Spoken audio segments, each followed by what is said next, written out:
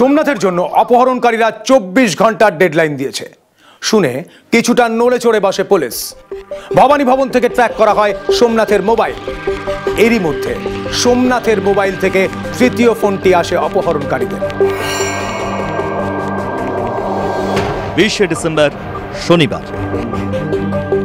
আগে থেকেই সোমনাথের বাড়ির সবকটি ফোনে আড়ি পাচ্ছিল পুলিশ।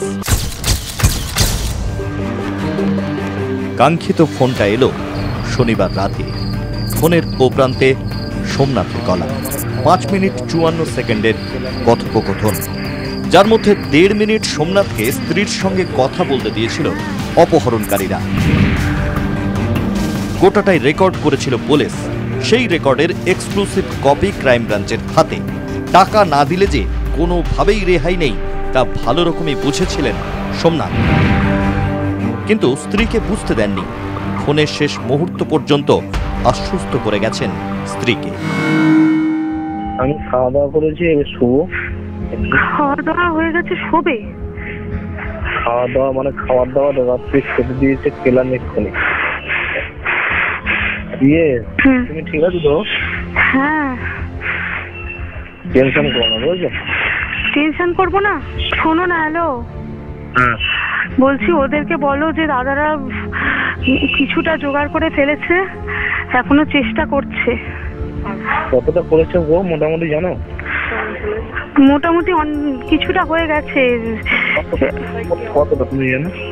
কতটা আমি ঠিক বলতে পারবো না, তবে এই 10-8 এরকম কিছু একটা হয়েছে।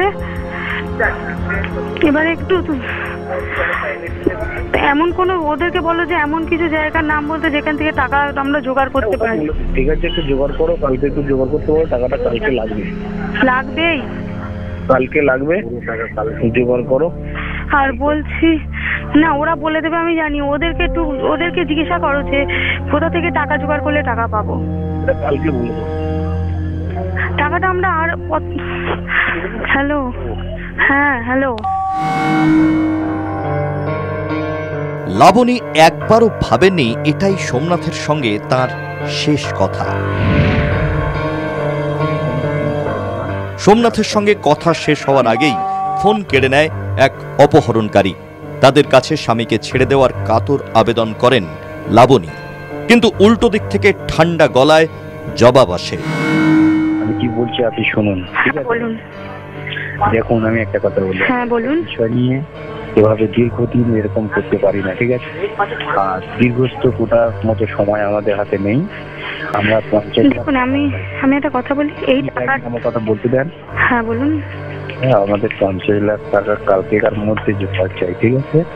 এর থেকে বেশি সময় দিতে পারবো না। দেখো, 2 বছর আগে। কখনের মধ্যে চাই বলুন? এর কখনের মধ্যে আপনি টাকাটা কালকে সন্ধ্যে পর্যন্ত টাকাটা জোগাড় করুন। সন্ধ্যে। দেখুন, আমি একটা কথা বলি, টাকাটা তো অনেক বড় অ্যামাউন্ট, সেটা জোগাড় করতে আরো অনেক জায়গায় যেতে হচ্ছে। এবারে সঙ্গে সঙ্গে বললে তো অত টাকা তো কেউ দিচ্ছে না। একটু সময়টা দিন, আমরা তো জোগাড় করছি, চেষ্টা করে যাচ্ছে, দাদারা প্রচুর চেষ্টা করছে, আপনি জানেন না। শোনো, হ্যালো, আমি বলি, সময় আমরা দেবো, সবকিছু। শুধু একটা রিকোয়েস্ট আপনাদের কাছে, ওকে কিছু করবেন না। আপনারা টাকা পেয়ে যাবেন, শুধু ওকে আপনারা কিচ্ছু করবেন না। ওরা আজকের সকাল থেকে সন্ধ্যে পর্যন্ত ওরা কি খালি জিজ্ঞাসা করে। আমার ওসব জানার দরকার নেই। আপনারা শুধু ওকে কিছু করবেন না। আমার শুধু একটা রিকোয়েস্ট, আপনি তো জানেন আমার কিরকম অবস্থা। আমি বলছি, থানা পুলিশ করেছেন কি? কিচ্ছু করিনি। দাদারা শুধু এই একটা মানুষ, ওনার জীবনটা কত বড় দরকার আপনি জানেন। ওটার জন্য আমরা ওইসব কিছু রিস্ক নিতে পারি? এখানে মা সারাদিন বসে বসে কাঁদছে, এরকম ভাবে আমরা ওইসব রিস্ক একদম নিতে পারি না। এগুলো হতে পারে? শোনো, টাকা দেওয়ার সময় আমি বলছি টাকা যে দেবে, হ্যাঁ, তার সময় যে টাকা দেবে, যে টাকা নিয়ে আসবে, টাকাগুলো সব 1000 টাকার লোড হওয়া চাই, ঠিক আছে? 1000 টাকার লোড, একটা করে বান্ডিল 1 লাখ হবে, ঠিক আছে? আপনাকে আর একটা কথা বলি, শুনুন। আপনারা কি এইটা গ্যারান্টি দিতে পারছেন যে টাকাটা দিলেই ওকে আপনারা ছেড়ে দেবেন? আমরা স্বামী তো, আপনাদের উপর এই ভরসাটা আমি করতে পারি তো? অবশ্যই 100% আপনি ভরসা করবেন। টাকা পাবো আপনার স্বামীকে আমরা। হ্যাঁ। আর আগে আমরা টাকা নেব, তারপর সঙ্গে কিন্তু আগে টাকা নেবেন তারপরে ছাড়বেন এটা বললে তো আমরা কি, আর সঙ্গে টাকাও দেবো সঙ্গে সঙ্গে ওকে দিতে হবে, ওরকম আগে পরে করলে তো হবে না। না ওরকম ভাবে কি করে, তাহলে আমরা রিস্ক নেবো কি করে? পরিষ্কার কথা বলছি, শোনো, টাকা দেবো, টাকা নেবো, নেওয়ার পরে আমরা ওকে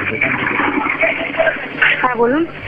আমাদের লোক আছে, আমাদের লাইন মারফতে আমাদের লোক জায়গা মতো ওকে ছেড়ে দেবে। আপনারা যদি তখন না ছাড়েন তখন আমরা কি করব? তখন না ছাড়বে তখন সেটা বুঝবেন, ঠিক আছে? কিচ্ছু কি বুঝবো? আপনারা যদি না ছাড়েন, ওনার কিছু ক্ষতি করে দেন, তখন আমরা কি করব? আমাদের কিছু করার থাকবে? বলুন আপনারা।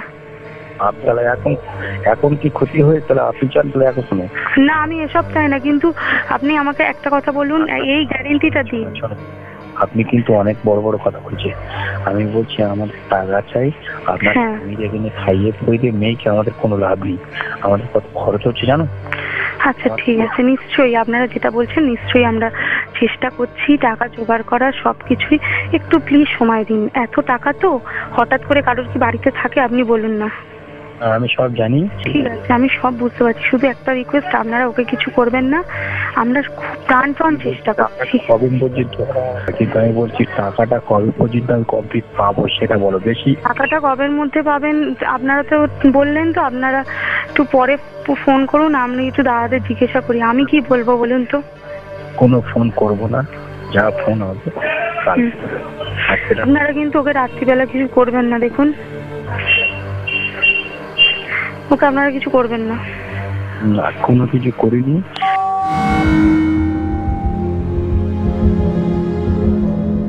মুক্তিপণের টাকা নিয়ে ডেরায় আসতে হবে বাড়ির কোনো মহিলাকে, শেষ ফোনে এমনটাই নির্দেশ দিয়েছিল অপহরণকারীরা।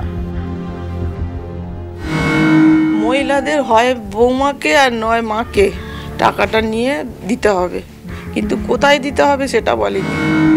এরপর অপহরণকারীদের আর কোনো ফোন আসেনি, থেমে যায় সোমনাথের মোবাইলও। কি পরিণতি হলো এই যুবকের দেখাবো ছোট্ট একটা বিরতির পর।